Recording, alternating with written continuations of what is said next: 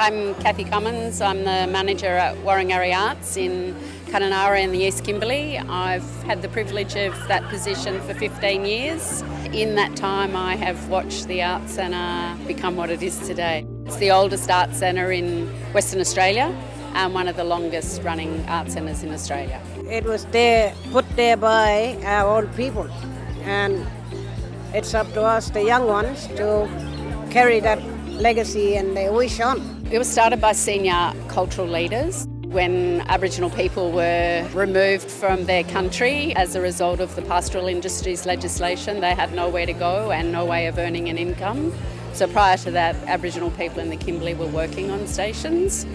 And then the issue was that they couldn't fulfil cultural responsibilities, so they started painting and creating artefacts to maintain culture and pass on the knowledge to the next generations, as well as to make an income for themselves and their families.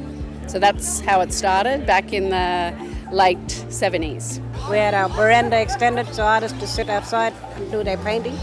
We have a studio room. We have a shed where we have workers in there doing freight, canvas, making the boards. Upstairs we have a Dawang gallery, and we have a gallery downstairs in the other building. The artists paint, but they are also textile artists, ceramicists, digital artists, wood carvers. So there's an increasing array of mediums that artists engage with. It's really run by our senior artists, our senior people. When artists are doing their paintings, they're basically laying down lots of knowledge, and that's for their kids and their grandkids and their grandkids' grandkids. That's a kind of critical practice. And then with the explosion of Indigenous art, particularly as an international art movement, it's created some significant opportunities in remote Australia for income generation.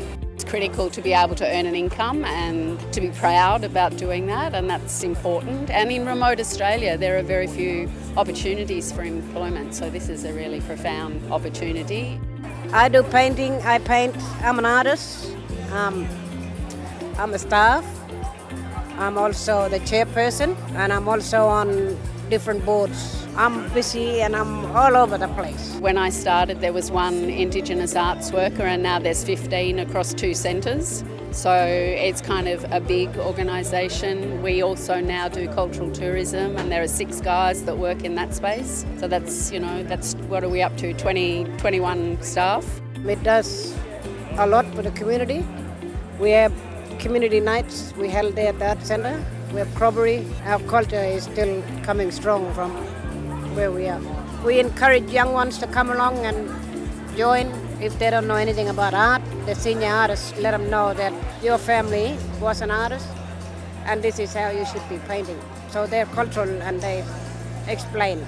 It's increasingly become a place where community members want to be. They realise that this is their organisation and everyone's proud of that and works towards how it can be sustained, maintain viability and be really strong for the future. Revealed has been happening for 10 years, and it was a response, I think, to the GFC and a way to look at how Indigenous art centres can survive and remain viable. So it started looking at new and emerging artists. And there's a lot of young arts workers here and young artists here who are just, they're taking a step on their journey, which is really exciting. It's an opportunity as well for all these art centres to come together and share what they do and share it with everyone. I think these events help the broad community to connect with Indigenous culture in a really accessible and easy way. So, you can wander in here and see a little bit about what Indigenous culture is about, and then when you're ready, visit art centres and then you start engaging at a much deeper level, and that's very important.